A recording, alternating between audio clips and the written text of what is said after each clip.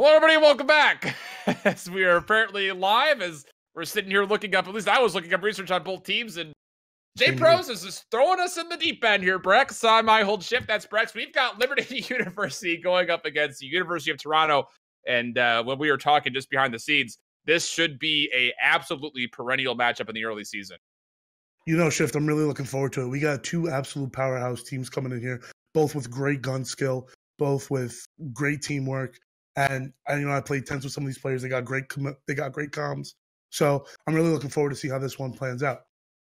Again, both teams in the Northeastern Division sitting at 3-0. There's only one map loss between both of these teams. That came at the hands of Lansing Community College in week 2 for Liberty Navy. But that's not really to say much because, again, all of the rest of the maps have been absolutely just completely stops for the most part. I mean, again, they haven't played up against too many valuable opponents, I guess we'll say, with the exception of Liberty Navy playing up against the 2-2 Utah Utes in week 1. But we got a chance to see Toronto play up against West Texas A&M last week, and goodness gracious, that was probably about as one-sided as we've ever seen a game.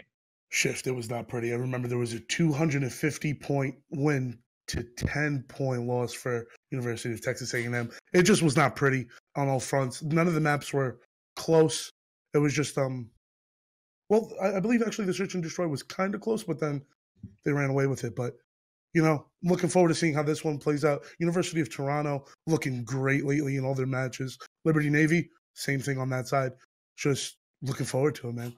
And we will be looking forward to seeing the same two maps that we just previously saw. A lot of Arsenal, a lot of frequency. I don't know what it is with these teams. They seem to be a little bit afraid of like Gridlock and Hacienda and all these other maps we've just been seeing almost exclusively. I think the game that we casted last week was almost all Arsenal and frequency as well, wasn't it? Shift, I'll tell you, I'm getting to the point where I'm willing to personally PayPal some of these teams to play some other maps. So you heard it here first. Honestly, don't get me wrong, love Arsenal, love frequency. Just, our map set tonight is Arsenal frequency, Arsenal frequency, Arsenal. So I don't know if teams are just not as well versed on Gridlock and Hacienda or even Seaside as other teams, but just nobody wants to play it, Shift. I don't know what to tell you. I don't know what to tell you either, but I will probably have to take you up on some of that PayPal. I'll be the bookie for all of those transactions coming through. If you are one of those teams that want to talk to my man Brex, you got to come through me. Go fund me. Taking a percentage, there's going to be a GoFundMe, and the title's going to be "Get CCL to Play Some Other Maps." That's a good title. It's getting serious out here. Getting serious out here, Shift. I would love to see more, honestly. But regardless, we've already seen Arsenal Hardpoint once today. And again, it was a very back and forth battle, as this map can tend to be if you look at specifically just the rotation fights. And we also mentioned previously with Dylan that we were talking about the fact that, again, the spawns, yes, there are favorable spawns for each hardpoint, but they're not nearly as hard favored as there would be on maps like, for instance, Gridlock or even Seaside, of course. So as you take a look at this map in specific, some things that you saw from before that you're looking to kind of be echoed here between Liberty Navy and Toronto? I'm just looking forward to hill trading and some great all-around rotations, cleanups, lanes being cut out. These are the things I'm looking for between these two teams. Well, you wanted a lot of trading, and you'll get a trade off the bat, as we will actually see Liberty Navy start to take a little bit of an advantage. Hokage will find himself 2 in the window before being taken down. Regardless, though, the pressure on the point does favor that of Liberty Navy, and with DK Rohrer coming right back in, and you already mentioned IKillKDs. We talked about him off air just a second. He's been one of the big pivotal players for LU, and he's looking solid so far. 100%. Off the gate, we see Liberty Navy off the bat, winning the break. Soaking up all the time so far and still continuing to take this time. They're in the hill, but, the trades go the way of University of Toronto so far. Let's see if they can climb their way back in.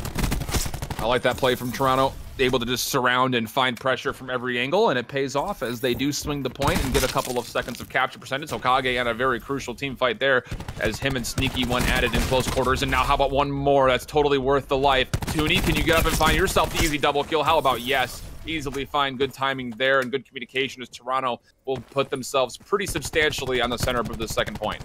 Yep, and now we have number 4, Cooking Bad Kids. He's pinching around the side. He's going for spawns. He got that huge kill on Millsy, who was anchoring for them for this hill. So now we're probably going to start to see here soon. Oh, but he was taken out in the back. So no, spawn stayed for Toronto. Yeah, taken out the back, and the timing was just not quite there. As you called out the play absolutely correctly, but there was nothing from forward pressure coming out of LU, so it will be Toronto just waiting out more gunfights and getting the last bit of time on our second hard point, although there is a little bit of a team blood coming out on the back end of a cluster grenade. Regardless, though, we're looking at an easy 50-20 so far for Toronto, and it looks like for LU, they want to set themselves up, and you need to win that fight, DK Roar. Fortunately, he's got some help on this left-hand side to help out against Nebula, who was trying to push, and then the second engagement, that would favor him. So now with just the 1 second left, we're going to be looking at our third hard point, and it will be LU on the point first. Yeah, so at this point, we're only seeing teams are trading rotations now. So off the back of the second hill, you know, the University of Toronto, they rotated there first. Now, trade back over. Liberty Navy, they rotated first. But now we got a clean break coming in from Toronto. A nice kill. You could ask for it, actually. Yeah, honestly. Finding 4 story, if not 5. Cooking Bad Kids is looking to do just that as he's trying to fry over the middle, and it will actually be all the engagement happening in the outer portions of the statue. Nice little beatdown, not quite enough to get kill KDs the win, but we're looking at Hokage. He's got himself 2 streaks, 9 and 5 to start things off. Millsy doing what he can to hold on to this last point, but it looks like the last bit of scrap time will go the way of Liberty. As you can see on the minimap, it will be Hokage and crew rotating to the middle, looking for the next point.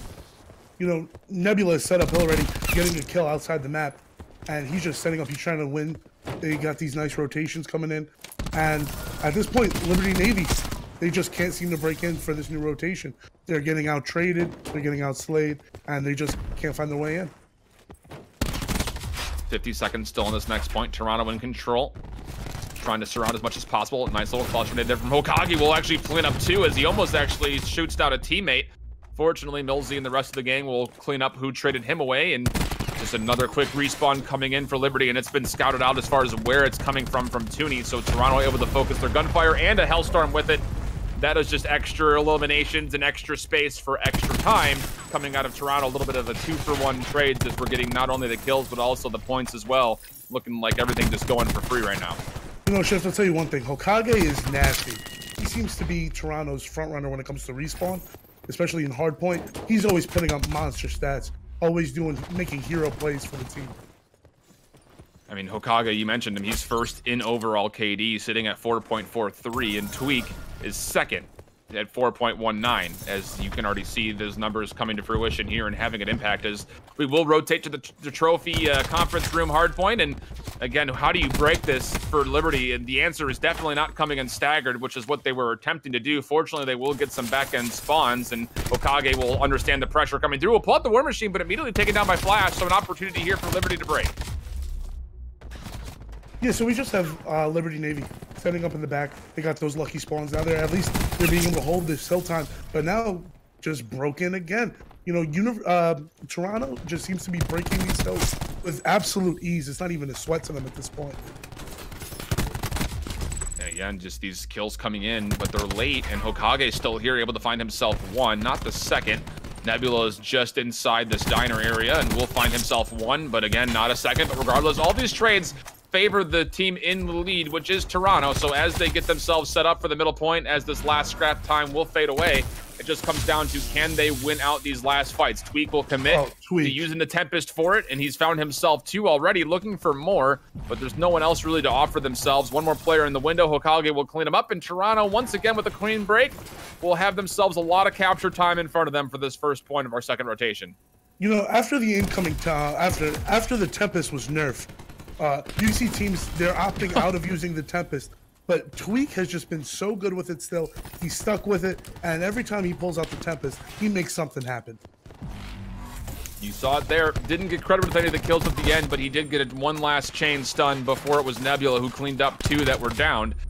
170-77. Toronto starting to storm away with this one. It's looking really convincing, and you got at some point, if you're Liberty, use some good specialists here. And you've got a War Machine, you've got a Tempest, and as we call it, I Kill KD is able to put himself out, able to get himself 1, looking for a second. The trophy system did not get down in time, looking for a third. We'll just keep utilizing these big cartridges in slow fashion. He's finding a lot of value here. Another one pops over the top, switching back to the Maddox, not going to find the kill, but where's the rest of the team? If you're Liberty, you need to follow up on it, and finally they do. They clean up, and the second surge from Toronto will be thwarted. At this point, it just seems that I feel on the side of Liberty Navy, Flash and Sneaky Ninja, they're not putting up crazy numbers right now. I feel to say that they've just been getting caught sprinting a lot all over the map, not knowing where Toronto's going to be. They just have crazy map control. They're just getting outgunned. Absolutely are. And now you got to take a look at what else is available. It's a certain point for Liberty.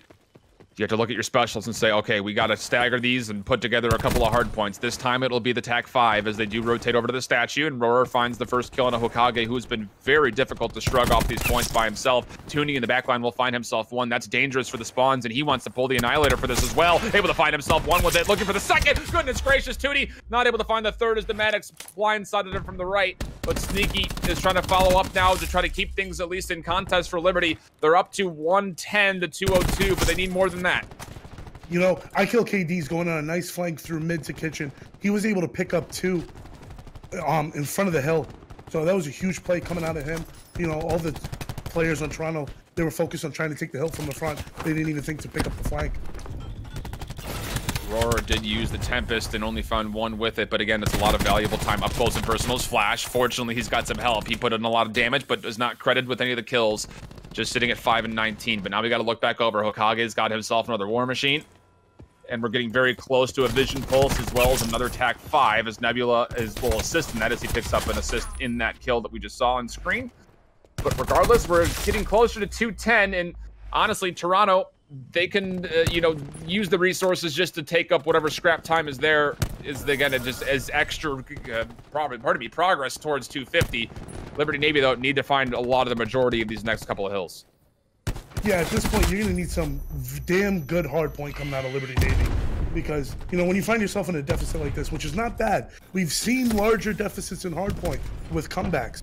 But at this point, you just got to be confident. You got to win your gunfights. You got to get the comms clean, and you got to break these hills.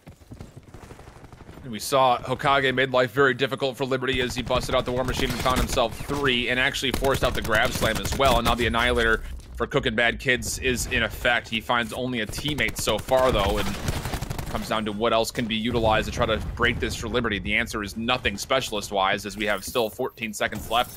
Toronto will soak up the last bit of this time. It'll put him above 240. We're possibly heading to our last hard point here, Brex. Yep, I feel like that hill just put this game completely out of reach for Liberty Navy. And, even though they're set up first in the new hill, I don't see them being able to hold this hill for the amount of time where it takes Toronto to get 7 seconds. And just as we switch, Millsy pops the Vision Pulse, so he's going to get some pretty free information, and with that come kills in the back end. 244, 245 up. It looks like this will surely be 250. Liberty Navy has to commit to getting in, but no one will get there in time, so we will see Toronto winning the first hard point, 250 to 174. And we expect this to be a close game, but so far, University of Toronto just coming out strong and not giving LU a chance. Yeah, in the beginning, it looked like Toronto was just kind of running away with it, and then Liberty Navy started to put up a good fight. Maybe they were getting into the rhythm a little bit more, but then towards the end of the game, it just seemed like Toronto was just running away with it. Yep. And again, we mentioned those stat lines as we talked about it. Hokage and Tweak are looking at the top of the overall KD adjusted, and you look at even just an Arsenal hardpoint alone, Hokage has carried the damage with an average of 4.5k damage every single time they play this map. Toonie and Nebula have each found themselves at 3.1k damage, and well, those numbers, they're just going to go up from there as you take a look across the board. Again, this Toronto team, very, very dangerous, just from top to bottom. There's not just 1 or 2 players. It's everybody getting involved here. Yeah, and especially when you have a player like Nebula, let's say, who usually, he rocks a 2.5 KD on the regular, and which is the second lowest on the team. And even him himself, he went huge that game. He was able to pick up streaks at one point. He was double positive for the entire time. He was just putting up real stats, hanging with Hokage and Tweak, making a name for himself, being, top respawn player on the team. Indeed, but we will be heading over to our Search and Destroy next. That'll be on Frequency, and you start to kind of change the conversation more in favor of Liberty as we talk about search and destroy simply based on the stat lines alone. You look at a player like DK Royer, who's sitting first in overall stats when it comes to the S&D KD, rocking a 6.67 thus far. You have to love that as you move over, but they have yet to touch frequency in search and destroy, so maybe a little bit of unfamiliarity here for LU Navy. You know, I'm kind of familiar with the players on LU Navy, and I know that when they're playing search and destroy, they play like they're completely different players. So I think we're going to see a lot of much slower gameplay coming out of Liberty Navy at this point. And I think it's going to be more tactical, you know, more team pushes, better comms, I would think, and just a different team playing.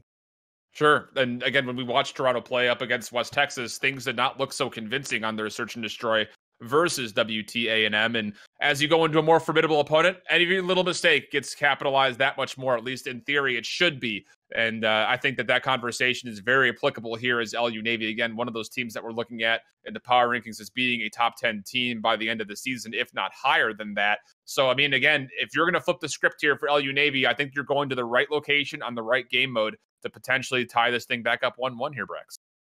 Yeah, I think it's very possible. You know, both these teams coming into this, they're good teams. You know, we're not talking about where it's like a huge skill gap coming. It's not. There's no crazy difference in the skill of some of these players, but you never know. I don't know if they're the type of team to tilt maybe after a hard point like that. I don't know if, you know, they lose full, not able to regain. These are also things that have to come in mind. So just as much as, you know, maybe they regain, snap back into it, and they tie it up 1-1, could just as well, you know, be a awkward showing maybe, and it could just go skyrocket 2-0 in favor of Toronto. Well, we'll take a look to see what happens. We've got the search and destroy pinned up next on our to-do list. So we'll be back with frequency on the search and destroy just after this. Welcome back, everybody. We've got ourselves the continuation, Chapter 2, in potentially a 5-chapter novel written here by LU Navy, taken on again against the University of Toronto. Things, again, we expect this to be pretty close. The hard point started to get out of hand a little bit into the mid portion. Again, those score streaks, as well as those specials coming into play, have been so clean for the University of Toronto. Liberty University looking to bounce back here on frequency search and destroy. Yeah, especially during that first map, this specialist play. It was just, coming out of Toronto was just so good. Timed perfectly. And, you know, that was a huge reason that they were able to run away with the scoreline towards the middle of the map. But now, frequency search, different game mode. Who knows what could happen now? Anything can happen now. Let's be honest. Search and destroy, it really comes down to, again, how good are your set piece executions? How good are you in these initial isolated 1v1s? Can you bait and switch properly? Can you win trades? All of those little things that you can, you know, every so often be shrugged away like, all right, that happened, no big deal. Regain, come back in for the respawn modes. There are no redos when it comes to search and destroy. You can be costing your team a pivotal round or even potentially the map. So as we get set up, again, we talked about how Liberty has looked solid on search and destroy. They are 100% going to have to be idolizing that notion as we jump into this first round. Yeah, 100%. And now we see Toronto. They're on offense first off. They bring the bomb mid, which is, I don't know. You don't really see that often. They're probably trying You don't see that all that often, and Tooney actually did not see the player who was holding his left corner as he doesn't check it, so it will be first blooded. Liberty Navy with a 5-on-4, and again, you talked about this weird setup. Hokage with the bomb is just kind of dancing in and out, just contesting the window is one, and that's a nice little trade away. I Kill KD is able to find himself 1-for-1, so we're left with a 2-on-2. Hokage still up with 2 kills, actually. Also has the bomb, so if he can get this down, we're looking at some pretty decent progress towards streaks, especially if he stays alive throughout this round. Yeah, I do not like how Hokage and Millsy, they were playing way too split there for a 2v2. I just think that you really didn't have the tradability there. But now let's see what Millsy could do in this 1v2. Royer from the middle. First shots will be thrown his way. Nothing will connect as the ladder got in the way of it. Now up through the window, sliding away, and that will be Cooking Bad Kids turning on him.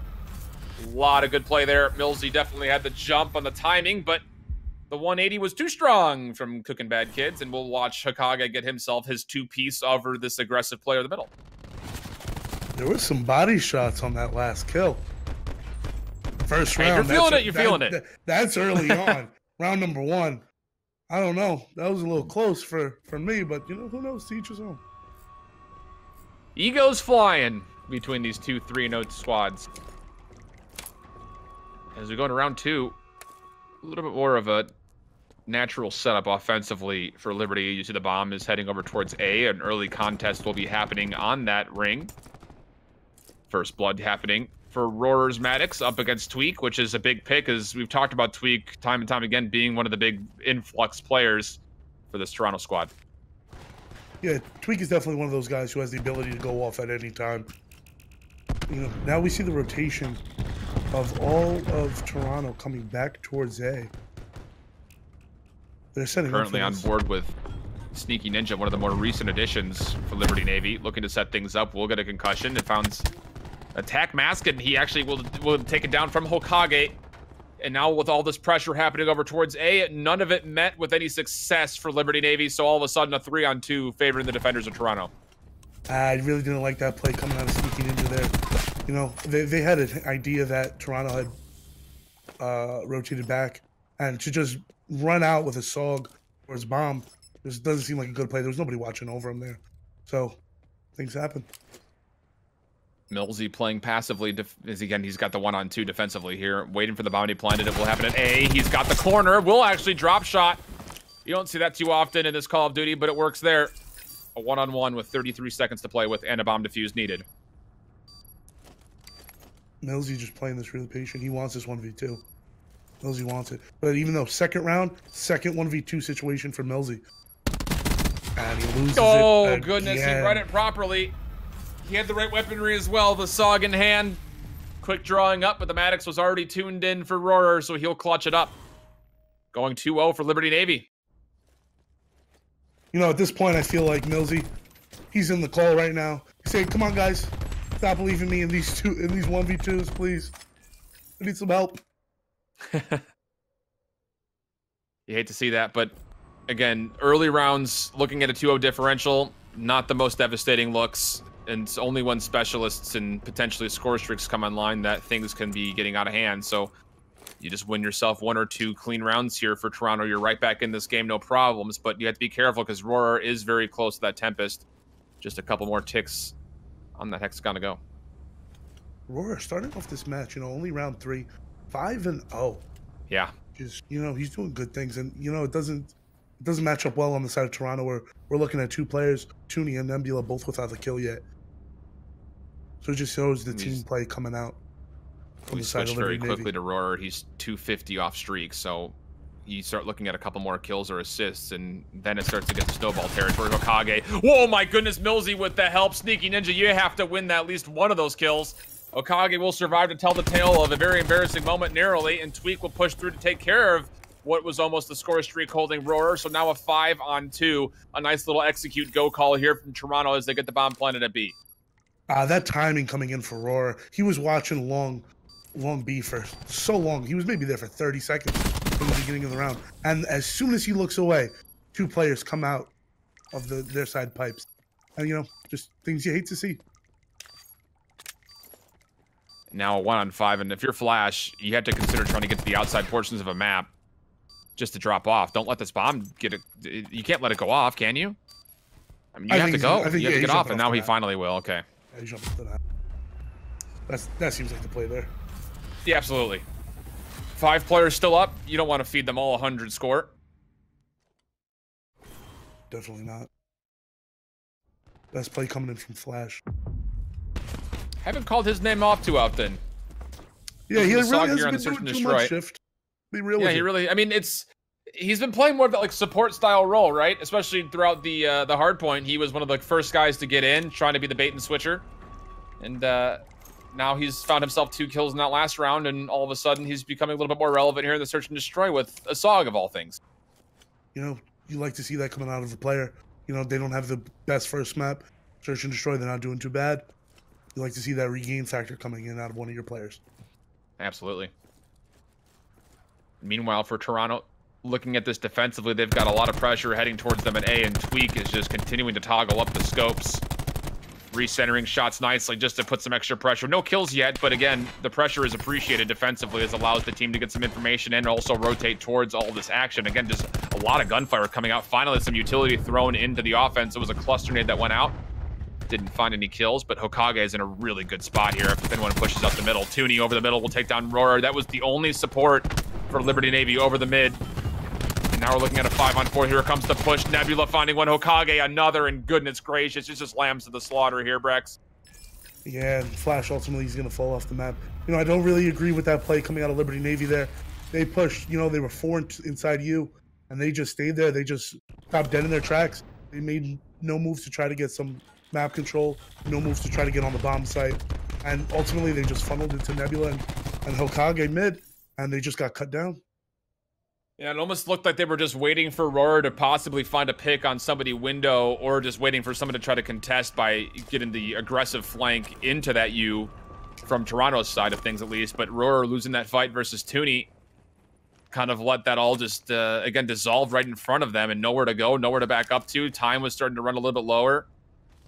It was a full committal to try to head towards A. Just didn't pan off that time. Yeah. Wow. It was a nice, in the beginning of the round, Toronto had a nice 5-man split right across the map. It almost looked like a straight line in their defense. In their offense, I'm sorry. Tweak this time, getting the better of Roar for first blood, looking to follow up for a second as his opponent that he was trying to chase down was Sneaky Ninja, trying to sneak his way out of middle, but Hokage was there to help clean him up, so a 4-on-3 after the trade. Bomb is in hand with Hokage, who has gone right back up the middle ladders and now is heading towards A. And oh goodness, Cooking Bad Kids is in a really tough spot, but he finds himself too. That's absolutely huge, evening things up at 2-2, and the information is gained for his team. It just comes down to, can I kill KD's rotate back in time? Flash, we talked about how he's needed to step things up potentially. He's got himself an opportunity to be the hero. I kill KD's coming in with a huge kill on Millsy. Makes it a 1v1 now with Hokage taking down Flash. Reads it perfectly. What a read from Hokage. Wow. That was such a great play coming out of him. Huge read. Huge. Just massive out of Hokage. Yeah, just a unit. Absolute unit on the map. Thick boy. But yeah, that's a heck of a read right there from Hokage. Playing him like a fiddle. So now all of a sudden you take a look back at what the score has to read, and looking like a totally different game than when it started. 3 straight rounds from Toronto, and take a look at the streaks for Hokage. He's completely kitted out, and he's got a war machine. You got to be feeling good. This is where things can start to snowball for Toronto.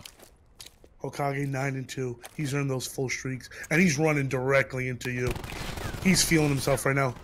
Calls in the drone squad, and you only has 1 on him now. Sneaky Ninja backs up, puts a couple shots into him. He wants the drone squad to try to do some more.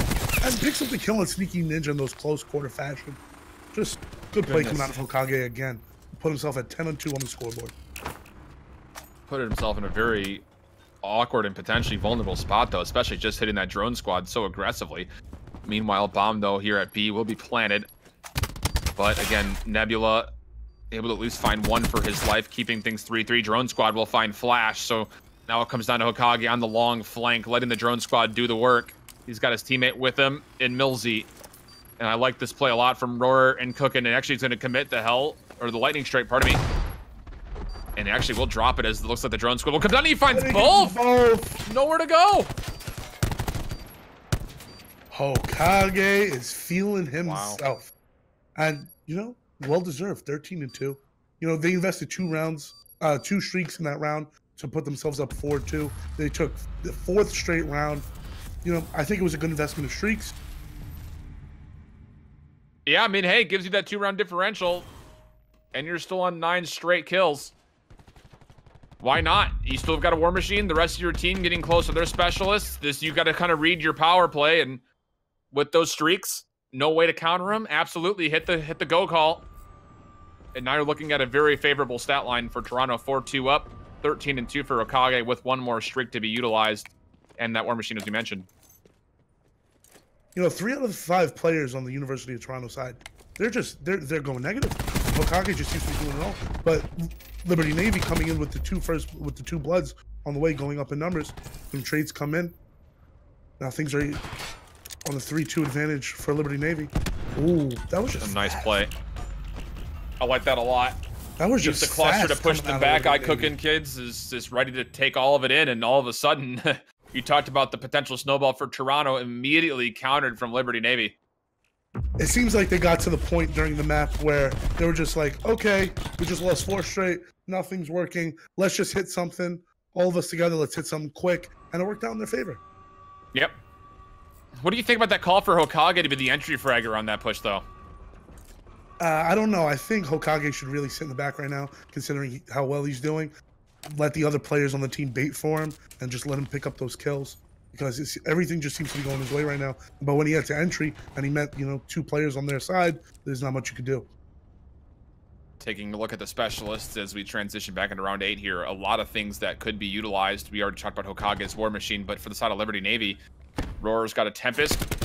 I Kill KD is very close to a War Machine. Cooking Bad Kids is close to the Annihilator. Actually, he actually has it. Ooh. But it will be Sneaky Ninja with the first kill. This happening over towards B. And again, look at this aggressive setup. Sneaky Ninja is playing this. Oh, look, you got to take shots there, bud. Now the Hellstorm coming through. Not going to find any kills. Just some information, but at this point, Liberty Navy is just picking the members of Toronto off one by one. Cooking Bad Kid's on a 5 streak. Now with the bomb coming in as well, he's got to be getting pretty close to the score streaks, you would think. 300 off, actually, yeah. And one Annihilator pull would be able to do it, at least not in this round. You don't anticipate, not a 5-on-1. Nebula just needs to get off the map, honestly, and he will actually poke and give some free score to Roar. We're drawn up here, Brex. All of a sudden, we're knotted at 4. 4-4, close games. Now, these were the games we were expecting to come out in this matchup, Liberty Navy versus Toronto. This is personally what I believe the hard point was going to be like, more close. But now we're really seeing it in the search and destroy. These teams just going at it, blow for blow. Great shots from Cooking. Short range, mid range, long range. All of them laid out in a sampler play-outer. Yeah, that was a huge round from Cooking. Wow. Yeah. Again, we talk about the fact that he's only 300 off of full streaks, and he's got an Annihilator. It just comes down to, will we see everything being used in tandem with one another, or are we going to be seeing some isolated usage? First of all, it will be attack 5 for Toronto. Information should be gained there from Cooking. Will he decide to use his specialist to try to counter out that extra HP? So far, the answer is no. See, now that was what I like to see coming out of Toronto. They grouped up in you, took the map control, made their way up to the site, pushed up on it, got the kills, and now the bomb site's theirs. Annihilator coming out, War Machine coming through as well, and goodness, everyone just melts in front. Cooking Bad Kids now 175 off. He will likely, hopefully, find this last kill, or if not, get the bomb to fuse, and he will find, how about one of each? So that will be enough for full streaks, likely coming through. He's already got the lightning strike, 75 off. Believe this is full streaks for Cooking Bad. Oh, 75 actually from the full. That was a great start of the round, great start of the push for Toronto. And then everything just seemed to fall apart for them. I don't know what went wrong there. Cooking Bad Kids, he was able to pull a couple kills together and, take the round out after being on a deficit. So 5-4. TAC 5 was used, War Machine was used, nothing else available for Toronto, and all of a sudden, you had the potential to snowball this one out of control, and now you're looking at a very difficult situation. And you already saw Flash actually dropping down the resupply just to get closer to attack 5 of his own. Still a little bit off, but Cooking Bad Kids, you got to think with these streaks, you're hopefully not in this one up right here. 6-4 for Liberty Navy. Lightning streak comes down. Not going to find any kills. But he got the information there, Shift, and I think that's what they wanted a little bit more. If it picks up a kill, great. He was able to get the information on that lightning strike. But Tweak picking up one, and one of his own teammates, and then gets taken down. Then Hokage with a cluster of his own, trading that out. 2-on-1 though for Millsy. This would actually be a 1-on-3 if he finds it, but he gets Tempested down. We're able to get in time. The attack mask is there. Millsy up close will not have a chance. Again, one more time, the Tempest connected in the hip fire, and it will be 6-4. Liberty Navy going up 2 maps to nothing. Or pardon me, this is actually a 1-1. I misspoke there, as the hard point did go the way of Toronto. So we're looking at 1-1 drawn up, and the map 6-4 after the search and destroy, and that's exactly what you want for Liberty. That's what you were looking for. The team to be able to regain after a hard point loss. They come back, and then even the amount of regaining they had to do during that map, they went up 2-0, then lost 4 straight to Toronto. And Yeah. then easily clawed their way back in. They said, okay, we let you get a couple. And now they countered back with their own 4 straight, take the map 6-4. What could have been a 2-0, which is why I phrased it as such to begin with, because it was looking really solid for the side of the University of Toronto, will not go their way this time, and we will be drawn up and left with essentially a best of 3. Next map coming up, though, we will be going back to Arsenal. Again, we are in kind of a crisscross here between Arsenal and frequency handoffs. It will be Arsenal control. And again, this is a very difficult control map simply because of where that A position is located on the map specifically. But you talk about the star-studded performances so far, Brex, and you have to take a look, and you have to think that players like Akage and Kill and KDs is going to be up there, doing the work and doing all the heavy lifting. At least that's what you would anticipate with Arsenal control coming up. Yeah, especially for this map. Okage, Arsenal control is his playground. At this moment, he's currently rocking a 5.10 KD on Arsenal.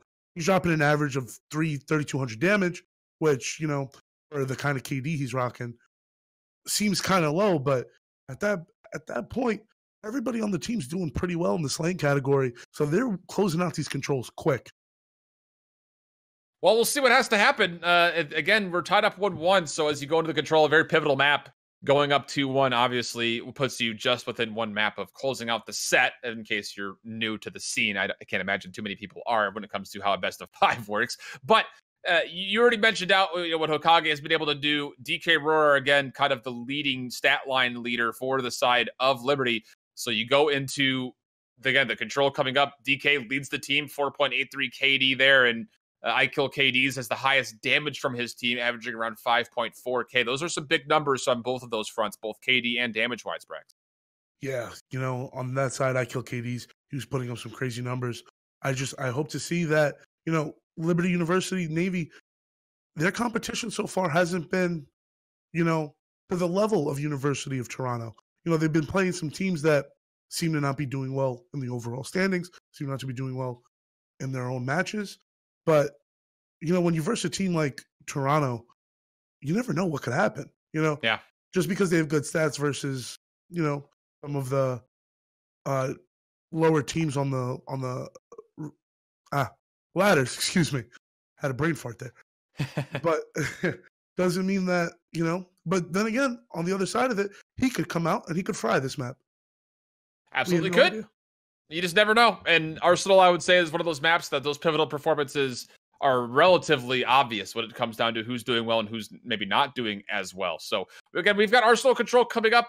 I believe we're close to lobby. Not 100% sure where we're sitting as far as who's in and who's not. Looks like we're trying to join right now, Shift. Roger that. Well, we're getting pretty close. Predictions so far, I mean, again, we're knotted up at 1, Brex, but as you've seen things go, I know at least personally, I'm looking at Toronto. They've been the ones kind of leading in the kill feed, generally speaking. Again, they kind of missed an opportunity in that search and destroy where they could snowball it out of hand. But it just kind of feels like when those pivotal moments come up, it's usually Toronto members that are on top of the kill feed. Yeah, 100%. And, at this point on the side of Liberty Navy, we're back in respawn territory. I'm looking for Sneaky Ninja and I'm looking for Flash. They didn't perform too well in the hard point. I'm hoping that on this side, in this control, they step it up a little bit for the side of Liberty Navy and, give the other players some help. We'll have to see what happens. We're going to send things to a quick break, though, as we get this lobby set up. I also need to get some water before I start to lose everything relating to my voice and all of these well-spoken words that have been escaping both of us apparently lately, Breck. So we've got our next map. Retweet. Hard retweet +1. We'll be back with our third map just after this short break. Don't you go anywhere. Welcome back, everybody. We are here on Arsenal once again. This will be the control map type. Again, Toronto, Liberty Navy knotted up at 1 apiece as we go into a very pivotal map 3 here, Brex. Yeah, I think this is a huge swing map for the momentum of the rest of the series. And we're restarting. Go figure. I was in the lobby during that break. And I believe Liberty Navy, they're hosting. And they were starting, unstarting. And then as soon as the map starts, they end it. They weren't even ready. Oh, goodness gracious. It's just the way it goes, I feel like, with online COD. You never know what side you're on or someone doesn't connect quite well. But again, if you're unfamiliar with the CCL, just kind of re-hit what we do here. This is the Collegiate Call of Duty League. Again, a full season of games airing on Tuesdays and Thursdays, where we will be going over at least 2 games a night, sometimes 3 if we get the opportunity to do so. And this is going all the way from January until April. So, Brex, we were talking about it briefly in the standings about both of these teams being 3-0, but a lot of games in front of them over the course of the next couple of months. Oh, yeah. So the CCL schedule is just jam-packed full of action. You're going to be playing through a lot of games, weekly games. Not all of them could be streamed, It's unfortunate considering we have so many teams in the league. But we get to see a good amount of the action coming out of all these teams. And it's just a battle to see who could get to playoffs.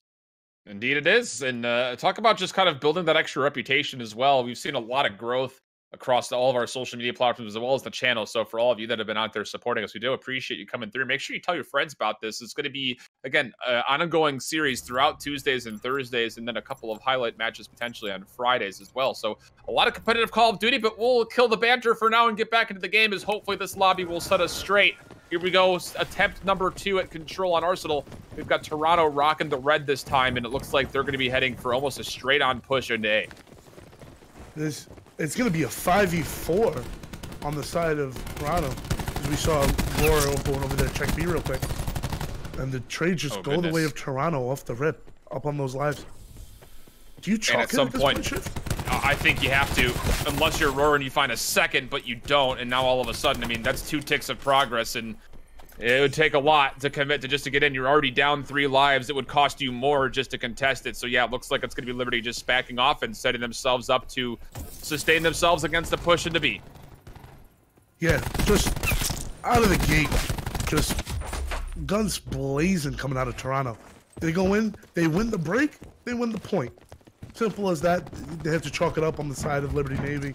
But now, the gunfight seem to the gunfight seem to be going in the way of Liberty Navy over on the B side of the map. And they're starting to equalize those lives. I like this play a lot, just from Nebula to put the pressure in the back line. But again, he needs to play his life for as long as possible. Let his team get there to help out. He finds himself 1 kill. Can he stay alive for longer? How about more than that? He finds himself a 2nd kill. And now all of a sudden, there are 4 members for Toronto pushing forward. They have a very huge opportunity to find at least 1, if not 2, capture ticks here on B. But the trophy system was a little bit more elusive than I believe they wanted to, because Cookin' Baddies is able to come through and find himself 2 in contesting just before the 2nd tick comes in. All of a sudden, Liberty Navy is committing all of the resources to get into this point. You hate to see that if you're a Liberty Navy fan. Nebula got in the back towards the spawn point, and he was just being a nuisance in the back of the spawn. By him doing that, he took all the attention of Liberty Navy away from the point, and they were focused on getting him out of the spawn, and it allowed Toronto to just push up, gain some insane map control on long, and ultimately win the gunfights and get those 2 ticks. Millsy in a really tough spot here. Needs to be really careful. The last thing you want is to be staggered killed. You do have lives to give, but you just don't want to forfeit them for free, and that's exactly what happens as Roar and Flash get themselves involved. And does Nebula know there's a player here in the left corner? It looks like the answer is no. So all of a sudden, the defense for Liberty Navy has looked really sound and solid, but beyond that, they've also evened up the kill totals. Always check your corners, kids. Number 1 rule of competitive Call of Duty. Check those corners. And now another approach here from Toronto. Hokage up close, and he takes a lot of headshot damage from iKill KDs. But we'll heal up off the stim shot. Nebula in a good spot here, too. Will peek around, but what?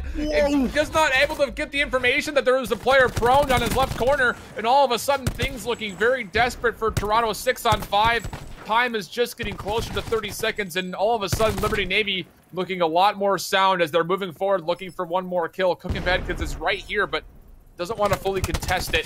It doesn't make a difference, though. Roar will pick up his left corner, and all of a sudden a 5 on 2. And this round has quickly dissolved for Toronto. That was a huge kill by Tweak to even it out at 5-5. And then just a senseless peek towards the stairs. Just didn't do it for the team, man. I don't really agree with that, but hey, that's why I'm casting, right? One of these days, and I hesitate to put this out openly in the public air because I will be the first one to admit that I learned this game on PC. My console stick handling is not so great, but maybe we need to get the casting team on a squad together for one of these Friday night fights just to try to give one of these teams a go, just to see what happens. You know, I'll tell you one thing, Shift. I played tens with these guys. And let's just say, put a song in the hands. A song in my hands. Kind of fry them. Yeah? Kind of fry them. All right. Time to time. They got Heard it here first. It's going to be Brex putting me in the backpack. The JanSport's all yours, pal. Oh, thanks, buddy. I still have my JanSport from high school, by the way. Me too. Did you really? Twinsies. Into round 2 we go, though. It will be another hit towards A. And Toronto, with the amount of success they found offensively, they mimicked it and then surpassed it defensively. Nebula getting involved with 2 kills. Liberty Navy cannot keep up with the breaks of Toronto. It's just, they can't. There's a second round of control. They just get mopped off the break. Yeah, you need this round for Toronto. I mean, it's not just the fact that they pushed off the first attack, but they're able to get aggressive and spawn camp just a little bit. But I like this rotation a lot for Liberty Navy. They are a little split, but they take that map that was getting pushed forward on them and they swing it around completely by just flooding through the window. But oh my goodness, met with 0 success again. Toonie and Hokage getting themselves involved quickly. And now all of a sudden, with only 2 deaths, the credit for Toronto, Liberty Navy having a really hard time to break into any hard points here. Wow, Cooking Bad Kids, he was just hanging around in the spawn of Toronto for some reason. But I don't even know what he was doing there. His team needed him on the front. They were just getting wiped off the map. Look at the kill difference right now. 25 to 16 in favor of Toronto. And they're just positioned one player in weird places on the map. Holding B, Roarer will actually win out one gunfight, opening up the opportunity for Liberty to get in, and they have to find some success here. And Nebula has been locking in these SOG shots and will do so again. Now back to A little bit of split pressure. The call from Liberty right now is just to put some pressure on each and try to find an opening in one or the other points, and it's just not coming up as well as they drew up. Looking at 21 to 10, no time left, and just comes down to one last second contest here at B. And again, I kill Kitties at A, but again, with this split focus out of Liberty, you can't imagine this going well, and it won't. Both defenses looking good, but more convincingly so for Toronto. We're drawn up at 1 apiece. That was just a dominant round coming out of Toronto. They won that break. They were able to keep the kills up for going through the entire round. Their slaying power was just not matched by Liberty Navy. You know, and then you get to a point to a deficit where you think, okay, let's just chalk this round up and let's try to take the next one. Because at that point, there's really nothing much you can do. And especially when you see the clock coming down on you, it's tough. You hate to see it. Well, they committed to the call, so you got to at least give them, you know, some penny for your thoughts there. Yeah, I'm interested to see we're going into round 3. Toronto. Yeah. You think Toronto wins the break again? I mean, evidence would point to yes, they should, based on how the previous 2 gunfights have happened opening, and now with TAC 5 also being utilized. Yeah, all 5 players just swarming through 2 ICRs as well, actually, setup-wise. Talk about having your predetermined strats, but it's not going to be the same kind of success here. 2-on-2 on the point. ICR for Toonie, actually able to find himself one, spinning up, finding himself another. And yeah, I looked desperate for a second, but he's got himself that break. But, you know, fortunately for the side of Liberty Navy, that break was much closer than the previous rounds. I mean, yeah, at that point, you're looking at a last 1v1 at the end. Sure, Toronto wins it, but they have a longer respawn to get back, so essentially they have to break it again if they want to find significant percentage on this A capture point. Roarer with the ICR of his own will find himself 2 from the window, will shoulder peek and will be taken down by Millsy, although he almost narrowly won the contest. But still, Liberty Navy holding strong, depleting the zone at A, so 0 progress anywhere for Toronto. Wow, Cooking Bad Kids. He had the opportunity to go huge right there. I think he should have played his life a little bit more. But then again, he was getting pushed by almost the entirety of Toronto. But now we see Toronto making their way towards the hill. Well, Liberty Navy pushing up a little bit. Yeah, I think he got a little bit over aggressive there. The rest of his team was looking to flank around towards the window. He peeks open and gets punished. And all of a sudden in the vent, Cooking Bad Kid's able to pick up another. So we're down to below 30 seconds. Lives favoring the defense. And there's still a couple players holding on to 200 HP. Toonie from behind will take down one and put himself on point. But there's a lot more work to do here. And he still does not have any of his team here. But 2 are coming in from the side of Toronto. Try to hop on that hill last second. Lives are getting a little more even at this point, where you see the lives up by 1 on the side of Liberty Navy. I You mean, think again, look at the you think they're just gonna specialists. let it go? There's so many specialists available, and you would have thought that in that last second push there towards A, you would have seen something be utilized besides just attack 5s, but all of these teams seem to be a little bit hesitant on hitting the execution call on utilizing these specialists. So now as we get capture point A going the way of Toronto, it comes down to what happens at B with a little bit over a minute to push for it. You know, with Liberty with 4 out of 5 specialists, going up 2-1 and the control is huge. You think they invest at least one? I think it just depends. When you got the life lead, 5.